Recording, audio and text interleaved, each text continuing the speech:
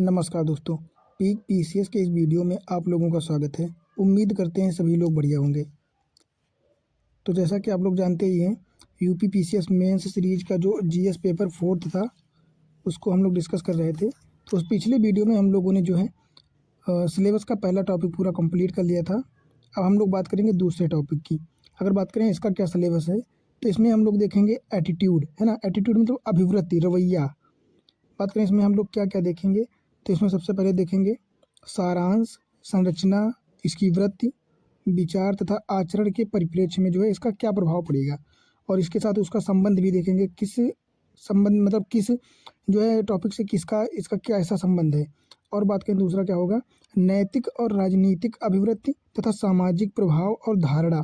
तो इतनी चीज़ें हम लोग इसमें डिस्कस करेंगे। तो सबसे पहले देख लेते हैं कि एटीट्यूड है क्या, अभिवृत्ति वास्तव में होती क्या है। तो अगर इन जनरल बताएं तो अभिवृत्ति का तात्पर्य होता है रवैया, कि किसी चीज़ के प्रति, है ना। वो विचार हो सकता है, भाव हो सकता है, कोई व्यक्ति हो सकता है, कोई परिभाषा हो सकती है। किसी भी चीज़ के प्रति आपका रवैया कैसा है, पॉजिटिव रवैया है ना, पॉजिटिव इम्पैक्ट या निगेटिव रवैया, उसके प्रति आपकी अभिवृत्ति कैसी है, उसको ही कहते हैं अभिवृत्ति या एटीट्यूड, है ना। तो परिभाषा की बात करें तो किसी मानसिक या भौतिक विषय के पक्ष या विपक्ष में सकारात्मक या नकारात्मक भाव की जो तीव्रता होती है, उसको क्या कहते हैं हम लोग, अभिवृत्ति कहते हैं। मान लो कोई लाल रंग है, तो किसी की उसके प्रति रवैया कैसा होगा कि ये बहुत क्यूट लगता है, बहुत अच्छा लगता है, पर किसी किसी को नहीं पसंद होगा। और उसकी इंटेंसिटी होती है कि कुछ लोगों को लाल रंग ठीक है पसंद है, कुछ लोगों को बहुत ज़्यादा पसंद होता है, और कुछ लोगों को बहुत ही ज़्यादा पसंद होता है। तो उसकी इंटेंसिटी जो होती है वही अभिवृत्ति होती है, कि किस लेवल तक आपको क्या चीज़ जो है पॉजिटिव वे में दिखाई पड़ती है, पॉजिटिव लगती है, नेगेटिव लगती है। तो जो वो आपको रवैया होता है उसकी उस चीज़ के प्रति, है ना, सकारात्मक या नकारात्मक, बस वही अभिवृत्ति होती है। आगे बात करें तो अभिवृत्ति एक दी गई परिस्थिति में किसी व्यक्ति की मानसिक दशा है। यह किसी व्यक्ति की अन्य व्यक्तियों, विचारों, सामाजिक परिस्थितियों के प्रति एक प्रकार की प्रस्तुति है ना। क्या है, एक प्रकार की प्रस्तुति है।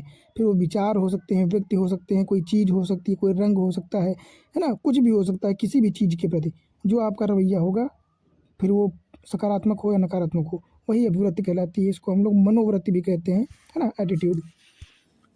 अगला बात करें तो अभिवृत्तियां व्यक्तियों के एहसास, विचारों व व्यवहारों को समझने में हमारी क्या करती हैं, सहायता करती हैं। बात करें ये सकारात्मक भी हो सकती है और नकारात्मक, जरूरी नहीं है कि सकारात्मक ही होगी या नकारात्मक भी होगी, है ना। ये दोनों हो सकती है, डिपेंड करता है कि किस चीज़ के प्रति आपका कैसा रवैया है। आगे हम लोग बात करेंगे एटीट्यूड। अगर आपका मान लो कोई चीज़ है, ठीक है, किसी उदाहरण के रूप में देखते हैं, अगर किसी भी चीज़ के प्रति आपकी प्रतिक्रिया जो है, रवैया अनुकूल होगा, तो उसका परिणाम भी अनुकूल होगा, है ना, अच्छा होगा, सकारात्मक होगा। पर किसी चीज़ के प्रति आपका जो रवैया होगा वो निगेटिव होगा, तो उसका प्रतिमूल ही जब निगेटिव होगा तो वो नकारात्मक इम्पैक्ट डालेगी। मान लीजिए भारत सरकार की तरफ से चलाई जा रही एक योजना है, स्वच्छ भारत मिशन, है ना।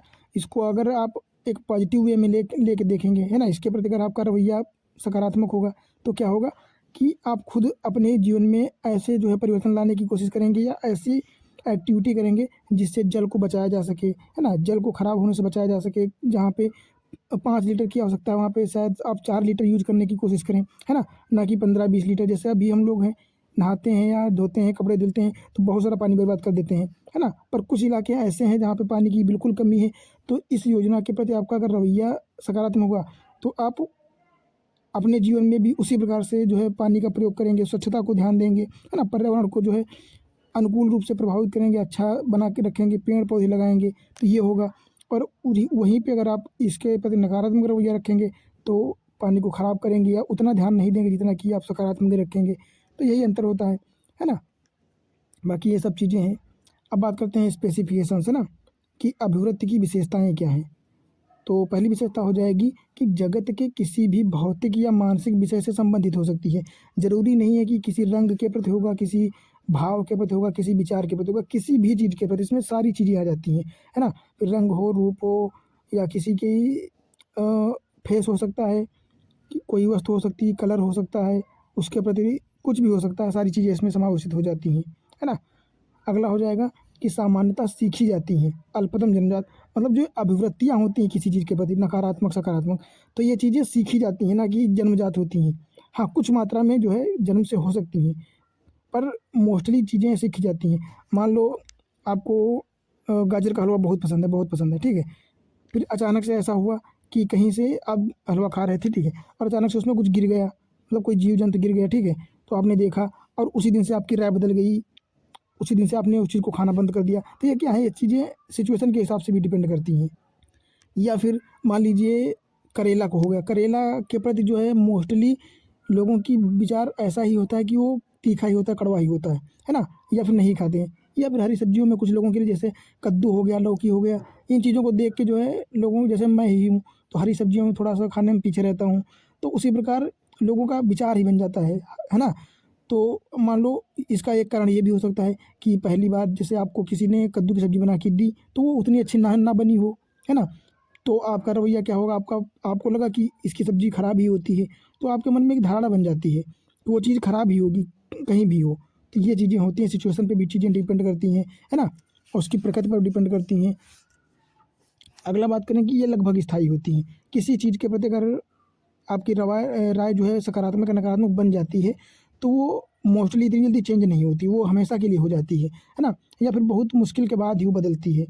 मान लो आपको लाल कलर पसंद है, तो क्या होता है कि वो आपका फिर हमेशा के लिए लाल ही पसंद हो जाता है, वो ऐसा नहीं कि टाइम टू टाइम चेंज हो जाए, या फिर जो बदलेगा तो बहुत मुश्किलों से बदलेगा, है ना, बहुत सारे प्रयास करने पड़ेंगे उसके लिए।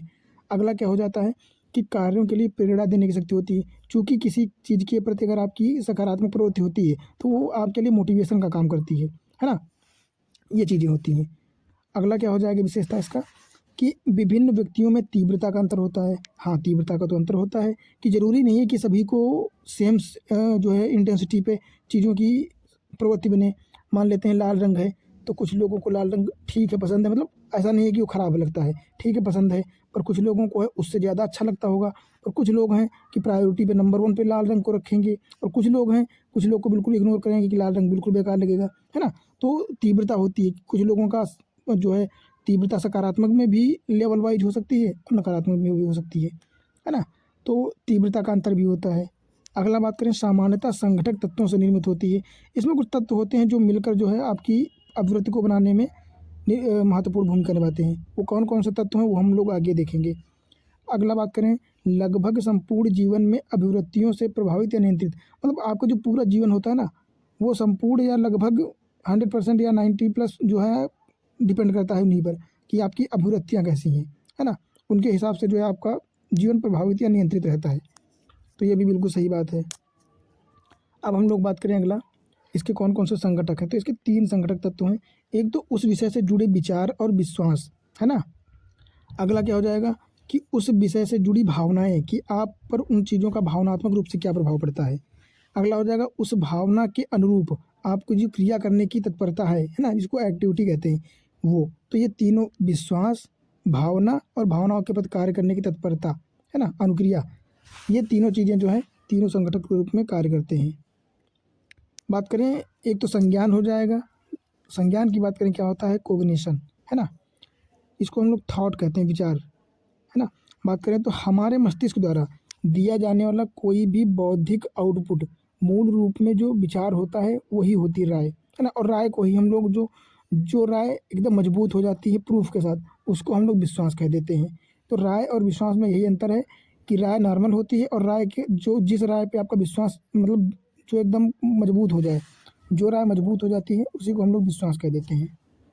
अगला बात करते हैं राय क्या होती है ओपिनियन, है ना? तो वह विचार जो विश्वास बनने की प्रक्रिया में है किंतु अभी मजबूत नहीं हुआ है, मतलब एक विचार, मान लो आपके मन में एक विचार आया है, ठीक है, वो विचार अब मजबूत भी हो गया है, मतलब उतना मजबूत नहीं हुआ है लेकिन अच्छा खासा मजबूत हो गया है, तो इसको हम लोग राय कह देते हैं, मत कह देते हैं, जिसको सजेशन कहते हैं, है ना?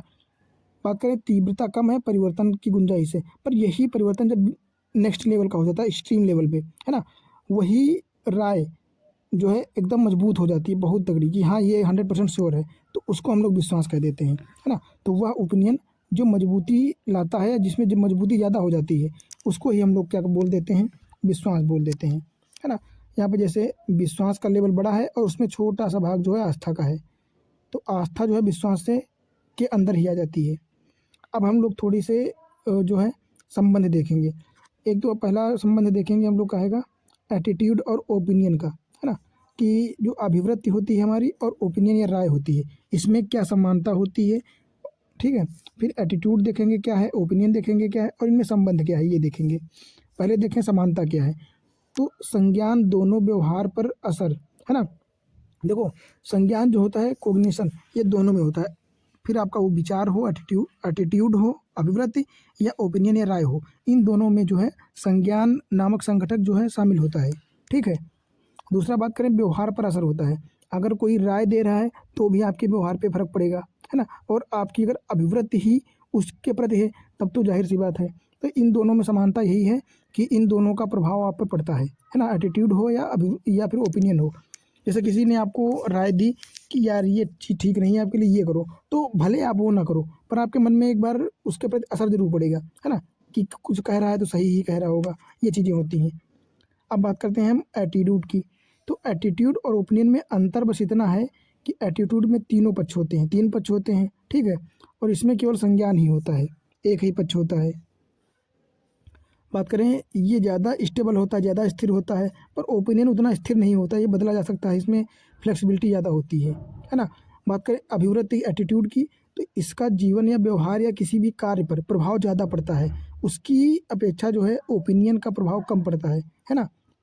अगला बात करें, मान लो आपको लाल रंग पसंद है तो आप लाल रंग को ज़्यादा सिलेक्ट करने की आपकी चांस रहेंगे, है ना कि किसी ने आपको हरा रंग के लिए जो है राय दी है तो उस पर ध्यान दोगे, है ना। ये होता है। बात करें जो है बचपन से ही विकसित हो जाती है। एटीट्यूड जो होता है ये थोड़ा सा बचपन से भी होता है, पर अगर आप राय की बात करें तो ये तो चेतना के स्तर पर होता है ना। समझदार होने के बाद आपकी ओपिनियन बदल जाते हैं, चीज़ें बदल जाती हैं। अब हम लोग बात करेंगे कि एटीट्यूड और ओपिनियन में संबंध क्या है, संबंध किसका किस पर संबंध है। तो बात करें एटीट्यूड चेंज होने की प्रक्रिया में किसी नए विचार से स्टार्ट होती है। मान लो आपको कोई चीज़ पसंद है, मान लो तो आपको जो है गाजर खाना पहले से ही नहीं पसंद है, ठीक है। अब पसंद क्यों नहीं है, क्योंकि पहली बार में जो आपको गाजर का हलवा जिसने दिया वो थोड़ा सा अच्छा नहीं बना पाया था, ठीक है। और इसलिए इस कारण से आपकी राय बन गई कि ये बेकार ही होता है, गाजर का हलवा ठीक ही नहीं होता है। तो अगर आपको ये बदलना है, आपकी एटीट्यूड मूड अभिवृत्ति जो बदलनी है, तो इसके लिए क्या करना होगा, सबसे पहले आपके मन में एक विचार लाना होगा कि नहीं यार गाजर का हलवा ठीक होता है। वो किसी भी प्रकार से आ सकती है। फिर क्या होगा कि कोई भी अभिवृत्ति जो होती है कोई भी, वो अपने संज्ञानात्मक घटक के बिना नहीं बनती है, और संज्ञानात्मक घटक में ओपिनियन ही होता है ना। तो अगर आपके अभिवृत्ति बनने की प्रक्रिया में जो संज्ञानात्मक घटक होता है, कोग्निशन घटक, वो ओपिनियन के रूप में ही सबसे पहले आता है ना। तो इस प्रकार जो है अभिवृत्ति पर जो है प्रभाव पड़ता है ओपिनियन या राय का। अब दूसरा हम लोग देखेंगे एटीट्यूड और बिलीफ, है ना। अभिवृत्ति और विश्वास में क्या संबंध है, क्या अंतर है, और इन दोनों पर किसका किस पे संबंध है। अगर बात करें समानता की, तो दोनों में संज्ञानात्मक पक्ष होता है, ठीक है। और व्यवहार पर जो है काफ़ी प्रभाव पड़ता है। फिर वो कोई विश्वास हो या फिर वो आपकी अभिवृत्ति हो, इन दोनों का आपके व्यवहार पर बहुत ज़्यादा प्रभाव पड़ता है। ये समानता हो गई। बात करें तो एटीट्यूड में 3 संघटक होते हैं, है ना। कोग्निटिव, अफेक्टिव और बिहेवियर, मतलब व्यवहार, और अफेक्टिव मतलब और कोग्निटिव, ये तीनों घटक होते हैं। पर अगर बात करें विश्वास की, तो इसमें केवल संज्ञानात्मक पक्ष ही शामिल होता है, ठीक है। बात करें व्यवहार का उतना प्रभाव नहीं पड़ता है जितना कि जो है अभिवृत्ति का पड़ता है आपके व्यवहार पर। फिर बात करते हैं संबंध क्या है इन दोनों में। तो संबंध यही है कि एटीट्यूड में विश्वास का होना जो है क्या है, अनिवार्य है। अगर किसी चीज़ के प्रति आपका विश्वास नहीं होगा तो वो आपकी अभिवृत्ति नहीं बन पाएगी, है ना। दूसरा हो जाएगा कि एटीट्यूड को चेंज करने की प्रक्रिया में किसी नए विश्वास की शुरुआत होती है, जैसे एक नए विचार की आवश्यकता होती थी पहले वाले में, उसी प्रकार। अब हम लोग बात करेंगे क्या, एटीट्यूड और वैल्यू, है ना, जो आपके मूल्य हैं और अभिवृत्ति है, इन दोनों का क्या सिस्टम है। तो समानता की बात करें तो दोनों प्रायः सीखे जाते हैं। एक तो अभिवृत्ति और दूसरे मूल्य, ये दोनों चीज़ें जो हैं सीखी जाती हैं, ना कि जन्मजात होती हैं, ठीक है। फिर वो आपका घर परिवार हो सकता है, समाज हो सकता है, किताबें हो सकती हैं, है ना, मूवी हो सकती हैं। इन चीज़ों से आप जो है मोटिवेशन लेके इन चीज़ों को अपने अंदर आत्मसात करते हो, सीखते हो। दूसरा बात करें कि ये स्थिर होते हैं, मूल्य हो या फिर एटीट्यूड हो, अभिवृत्ति और वैल्यू ये दोनों जो है स्थिर होते हैं, एक अच्छे लेवल तक स्थिर होते हैं। बात करें दोनों व्यवहार के लिए प्रेरणा देते हैं, बिल्कुल सही बात है। अगर आपके अंदर मूल्य ईमानदारी वाला है, ठीक है, या किसी चीज़ के प्रति कर्तव्यनिष्ठ है, और या फिर आपकी अभिवृत्ति वैसी है, तो ये दोनों आपके कार्य के लिए जो है मोटिवेशन के रूप में कार्य करेंगे और ये दोनों प्रेरक तत्व हैं। फिर बात करें एटीट्यूड, तो इसमें कोग्निटिव, अफेक्टिव और बिलीफ ये तीनों तत्व शामिल होते हैं, जबकि वैल्यू में भावना अनिवार्य नहीं है ना। भावना मतलब जो है, जो आपके भाव होते हैं वो आवश्यक नहीं है, बाकी चीज़ें शामिल होती हैं। बात करें ये विशिष्ट के प्रति होते हैं। अब आपकी अभिवृत्ति जो होती है वो किसी पर्टिकुलर चीज़ के लिए होती है, स्पेसिफिक होती है ना। और बात करें ये सामान्य, जो वैल्यू मूल्य होते हैं ये किसी भी सामान्य चीज़ के लिए हो सकते हैं। फिर बात करते हैं एटीट्यूड की, तो स्थिरता इनकी तुलनात्मक रूप से कम होती है। जितने स्थिर मूल्य होते हैं आपकी अभिवृत्ति उतनी स्थिर नहीं होती है। फिर बात करते हैं संबंध की, तो मूल्य बदलने से अभिवृत्ति का बदलाव सामान्य है। अगर आपके मूल्य बदल जाएंगे तो आपकी अभिवृत्ति भी बदल जाएगी, है ना।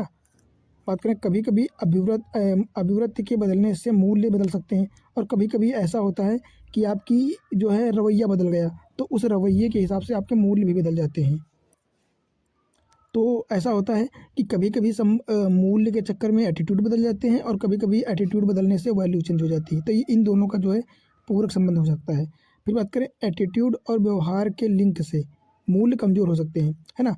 अगर आपका अभिवृत्ति और उस अभिवृत्ति के प्रति कार्य करने की जो तरीके होते हैं इन दोनों में बदलाव आता है, तो इनको देख के जो है आपके मूल्य में भी बहुत सारे परिवर्तन आ जाते हैं, या कभी कभी मूल्य भी जो है विचलित हो जाते हैं अपने मार्ग से, है ना। तो ये चीज़ें जो है आपको ध्यान रखनी पड़ेंगी। बात करें अगला, तो अगले में हम लोग देखेंगे जो है एटीट्यूड और एप्टीट्यूड, है ना। एटीट्यूड मतलब होता है अभिवृत्ति, और एप्टीट्यूड मतलब अभिरुचि, कि आपकी किस चीज़ में किस लेवल की रुचि है ना, किस लेवल तक आपकी आकांक्षा उसमें जाने की कोशिश करती है। बात करें समानता की, तो समानता की बात करें तो सफलता की संभावना दोनों से बढ़ जाती है ना। दोनों का ही एक आवश्यकता होती है एक लेवल तक, व सफलता की संभावना माना इन दोनों से ही तय होती है। बिल्कुल सही बात है। फिर बात करें एटीट्यूड क्या होते हैं, एटीट्यूड सीखे जाते हैं, और एप्टीट्यूड बड़ी मात्रा में जन्मजात होता है। क्योंकि जो रुचि होती है आपकी, मान लो कुछ बच्चों की रुचि होती है मैथमेटिक्स में बढ़िया होते हैं, है ना।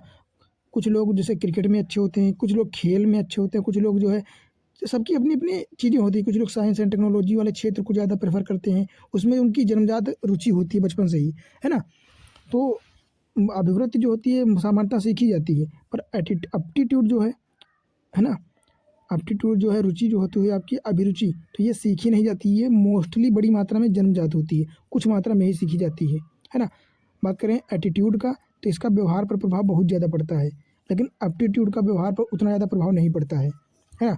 अगर बात करें संबंध की, तो अगर एप्टीट्यूड और एटीट्यूड मतलब कोई कार्य है, किसी कार्य को करना है, उसमें आपकी अभिवृत्ति मतलब आपका सकारात्मक रवैया तो सकारात्मक है, पर आपकी उसमें रुचि नहीं है वो कार्य करने की, है ना।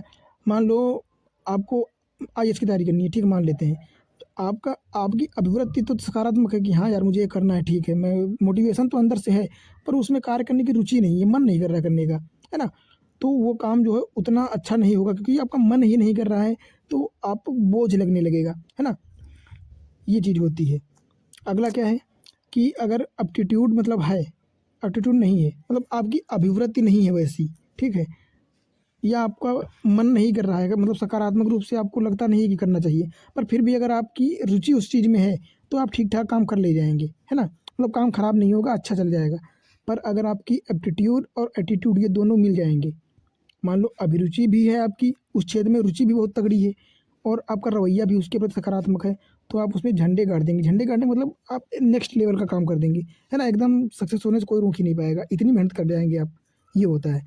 और अगर एटीट्यूड एप्टीट्यूड दोनों ही नहीं है तो फिर वो महाबोझ हो जाएगा, वो काम होगा ही नहीं, है ना।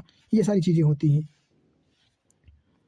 तो बाकी अगला पॉइंट क्या होगा अपना, अभिवृत्ति की संरचना होगी। इसमें हम लोग भावनात्मक पक्ष देखेंगे, अफेक्टिव, संज्ञानात्मक पक्ष देखेंगे, कोग्निटिव, और व्यवहारात्मक पक्ष देखेंगे, बिहेवियर, है ना। तो इसकी बात करें तो एक एक को देख लेते हैं हम लोग। अगर भावनात्मक पक्ष की बात करें, अफेक्टिव, है ना, इसको अफेक्शन कहते हैं हम लोग, जिसको फीलिंग कहते हैं, एहसास, भावना किसी चीज़ के प्रति, तो किसी व्यक्ति, किसी वस्तु, किसी घटना आदि के प्रति उत्पन्न भाव, जैसे भय हो गया, घृणा हो गया, पसंद हो गया, प्रेम, सहानुभूति, करुणा, ये सारी चीज़ें होती हैं जो इसको हम लोग अफेक्शन कहते हैं। यही होती है भावनात्मक पक्ष, है ना।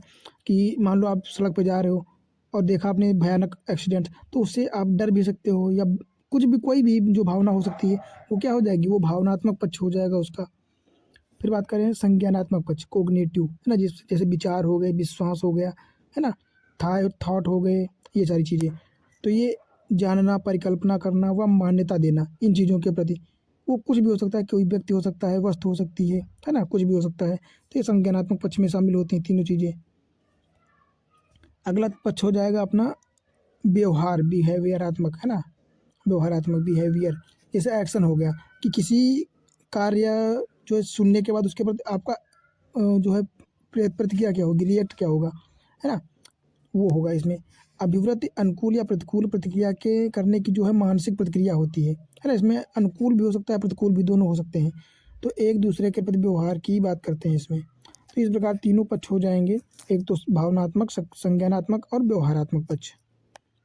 बात करें अभिवृत्ति के कार्य क्या होते हैं, है ना, फंक्शंस। तो इसका पहला कार्य क्या होता है, उपयोगितावादी या संगत साधनात्मक रूप से कार्य करता है। तो अगर हम पहली बात करें कि अभिवृत्ति के कार्य कौन कौन से होते हैं, तो पहला कार्य की बात करें तो क्या होता है कि उपयोगितावादी कार्य या साधनात्मक कार्य, है ना। अगर इसकी बात करें तो इसमें क्या होता है, एक तो लाभ या पुरस्कार हो सकता है, दंड हो सकता है ना। तो इसमें आपकी अभिवृत्ति बहुत ज़्यादा महत्वपूर्ण होती है कि अगर किसी चीज़ के प्रति जो है लाभ होगा या पुरस्कार दिया जाएगा, तो उस चीज़ के प्रति आपकी प्रकृति क्या होगी, सकारात्मक होगी, कि उससे आपको क्या लाभ मिलेगा, है ना। जैसे कार्य बार बार करने की प्रकृति, है ना, ये प्रक्रिया आप में बढ़ेगी, एक बार नहीं कर पाओगे दूसरी बार ट्राई करोगे। पर जहाँ पे दंड का प्रावधान होता है ना, कि अगर मान लो आपसे कहा जाए कि ये करो आप, अगर कर लोगे तो ठीक है, अगर नहीं कर पाओगे तो आपको दंड दिया जाएगा। तो वहाँ पे ना आप करने की कोशिश ही नहीं करोगे, क्योंकि आपको पता है कि अगर नहीं कर पाए तो दंड दिया जाएगा, है ना। तो उस कार्य को टालने की आपकी प्रवृत्ति जो होती है वो बढ़ जाती है। और जहाँ पे लाभ की बात की गई है कि मतलब अगर नहीं कर पाओगे तो आपको कोई दंड नहीं दिया जाएगा, पर अगर कर लोगे तो आपको लाभ दिया जाएगा, पुरस्कार दिया जाएगा, कुछ भी हो सकता है। तो वहाँ पे एक बार हार जाओगे, दो बार हार जाओगे, फिर आप बार बार कोशिश करोगे, है ना। तो यहाँ पे जो है ये आपकी सकारात्मक प्रवृत्ति इस प्रकार से जो है भूमिका निभाती है। अगला बात करें ज्ञान के कार्य की, तो अगर किसी चीज़ के प्रति आपकी अभिवृत्ति सकारात्मक है या अनुकूल अभिवृत्ति है, तो ज्ञान के क्षेत्र में आप उस चीज़ को एक्सप्लोर करोगे, उसको जानने की कोशिश करोगे, है ना। देश दुनिया से जुड़ोगे, अंतर्राष्ट्रीय संबंध समझने की कोशिश करोगे। फिर आपकी कोई भी सेक्टर हो सकता है, कोई भी सब्जेक्ट हो सकती है, शिक्षा हो सकती है, समाज हो सकता है ना, पॉलिटी हो सकती है, कोई भी सब्जेक्ट हो सकती है, उसमें आपके अनुभव बढ़ते जाएंगे, जिज्ञासुपन, है ना, बढ़ता जाएगा आपका। पर अगर आपकी प्रतिक्रिया प्रतिकूल है, अभिवृत्ति, तो वहाँ पे रूढ़वादी विचार आएंगे, आपको ना करने का मन करेगा, आलस दिखाएगा, है ना, आप जानने की कोशिश ही नहीं करोगे कोई चीज़। तो ये सारी चीज़ें होती हैं। अगला बात करें तो रूढ़िबद्धता या पूर्वानुमान जैसी क्रियाएं हो सकती हैं। जैसे आपका अभिवृत्ति सकारात्मक होगी तो क्या करोगे, अपने आदर्श व्यक्तित्व जिसको आप रोल मॉडल मानते हो, है ना, उससे प्रभावित होगे, उसके एटीट्यूड, उसके प्रति आपकी धारणा बढ़िया रहेगी, है ना, और उसके द्वारा की गई अच्छे कार्यों को आप अपनाने की कोशिश करोगे। पर अगर आपकी जो है रूढ़िबद्धता के प्रति जो आपका रवैया नकारात्मक हो गया, तो आपकी एक्टिविटी भी जो है उसके अपोजिट हो जाएंगी, है ना। तो अगला इसका क्या कार्य होगा, अहम रक्षात्मक कार्य, है ना, अपने आप को बचाने, या जो है अहम मतलब घमंड होता है जिसको ईगो कहते हैं। तो ईगो डिफेक्टिव फंक्शंस इसका क्या हो जाएगा कि अभिवृत्ति का महत्वपूर्ण कार्य चिंता, निराशा व द्वंद्व से व्यक्ति की क्या करना है, रक्षा करना है, इनसे, इन चीज़ों से जो है दूर रखना व्यक्ति को। दूसरा, स्वयं की रक्षा है तो जो है एटीट्यूड को बदलना, है ना, अभिवृत्ति को बदलने के कार्य करना। आलोचनात्मक ग्रहण शक्ति विकसित करना, है ना, कि अगर आप किसी चीज़ में गलत हो तो आपको आपके अंदर वो शक्ति होनी चाहिए कि आप अपनी आलोचना को झेल सको, सह सको, है ना, या अंडरस्टैंड कर सको। अगला भावनात्मक समझ मजबूत हो जाती है ना। अगला क्या हो जाएगा, मूल अभिव्यंजन कार्य, है ना,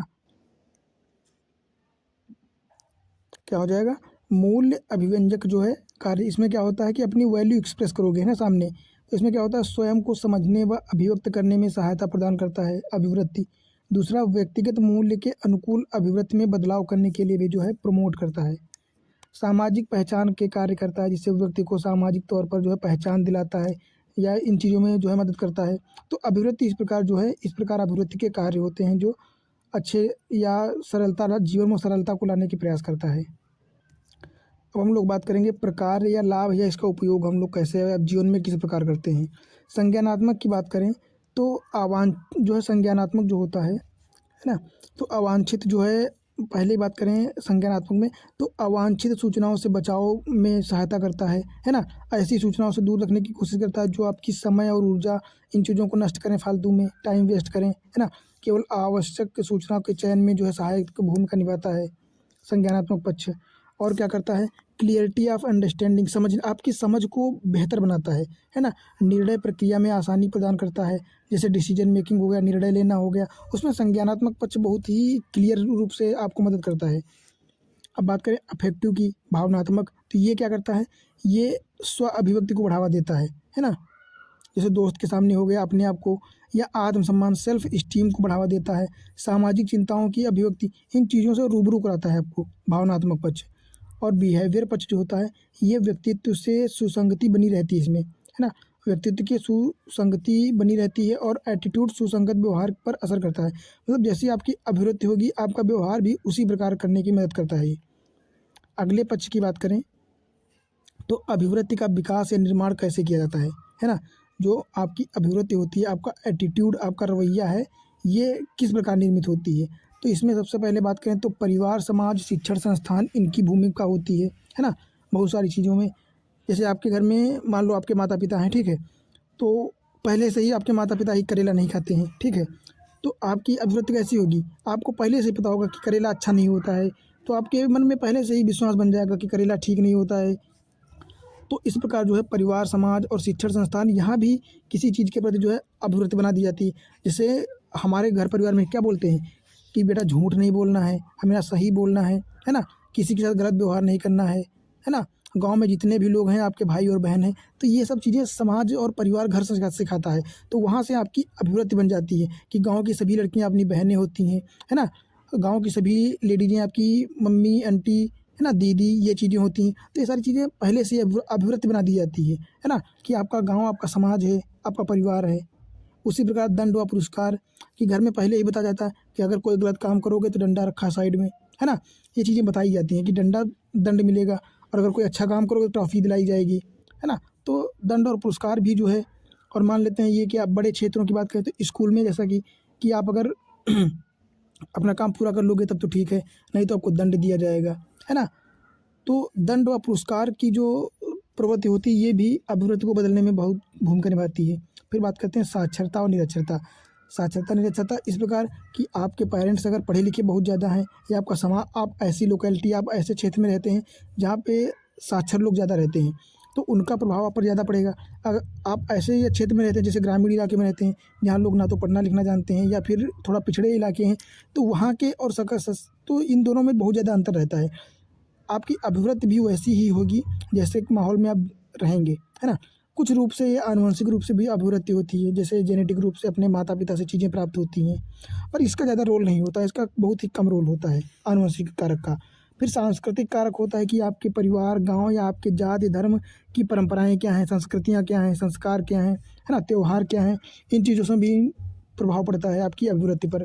फिर सूचना का प्रभाव, संचार माध्यम, कि आपको पहले से ही किस प्रकार की सूचनाएं प्रदान करी गई हैं, किसी भी चीज़ के प्रति आपकी जो सूचनाएं प्राप्त की गई हैं वो सकारात्मक प्राप्त हुई हैं सूचनाएं, या नकारात्मक, कि आपसे कोई झूठ बोल के भी आपकी अभिवृत्ति को बदलने का प्रयास कर सकता है ना।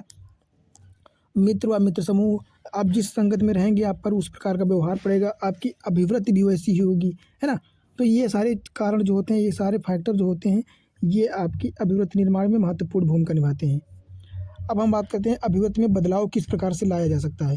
ऐसे कौन कौन से प्रयास हो सकते हैं जिनसे हम आपकी अभिवृत्ति में जो है आपके रवैये में चेंज ला सकते हैं। तो उसके बात करें उसके लिए, तो पहला तो हो जाएगा करिश्मावादी नेतृत्व। करिश्मावादी नेतृत्व का मतलब होता है आपके रोल मॉडल। आप अपना सबसे प्रमुख या इम्पोर्टेंट या फेवरेट पर्सन किसको मानते हो। जैसे बॉलीवुड में हो गए, कोई किसी एक्टर को मानता है, कोई किसी एक्टर को मानता है, कोई किसी जो है स्वतंत्रता सेनानी जैसे महात्मा गांधी को हो गया, है ना, किसी का सुभाष चंद्र बोस हो गए, तो आप उनसे चीज़ें सीखते हो। जैसे फिल्म कलाकार हो गए, राजनेता हो गए, आदर्शवादी हो गए, ठीक है। तो मान लो आप बहुत ज़्यादा मिठाई खाते हो, ठीक है, पर अचानक से एक ऐड आपने टीवी में देखा, और वो ऐड कौन कर रहा था, आपका फेवरेट पर्सन कर रहा था। मान लो आप अमिताभ बच्चन को अपना रोल मॉडल मानते हो, ठीक है, सबसे ज़्यादा उनको मानते हो, और वो उस ऐड में अमिताभ बच्चन जी कहते हैं कि बच्चों ज़्यादा खाओगे अगर मिठाई तो डायबिटीज़ हो सकती है, ज़्यादा मिठाई खाओगे तो ये बीमारी हो सकती है, ये चीज़ें हो सकती हैं। तो वहाँ से आपके मन में एक चीज़ बैठ गई, क्या मिठाई ज़्यादा खाने से नुकसान होंगे। है ना। तो इस प्रकार आपकी अभिवृत्ति जो है बदलने की कोशिश करेगी और शायद बदल भी जाए, और हो सकता है पूर्ण रूप से बदल जाए। आप मिठाई खाना बंद ही कर दो, तो ये सारे प्रभाव जो हैं इस प्रकार अभिवृत्ति में बदलाव लाया जा सकता है। अगला क्या हो सकता है, ज्ञान कौशल शिक्षा के माध्यम आदि। ज्ञान कौशल की बात करें तो मान लो अभी तक आपने कोई किताब पढ़ी ही नहीं उस प्रकार की, है ना, आपको पता ही नहीं है कि चीज़ें क्या होती हैं। मान लो LGBTQ समुदाय की बात करते हैं, ठीक है, तो उनके बारे में आपको जानकारी नहीं है, वह आपको नहीं पता है कि उनका जीवन कैसा होता, कैसे बेचारे अपना जो है जीवन व्यतीत करते हैं या कैसे मैनेज करते हैं, ठीक है।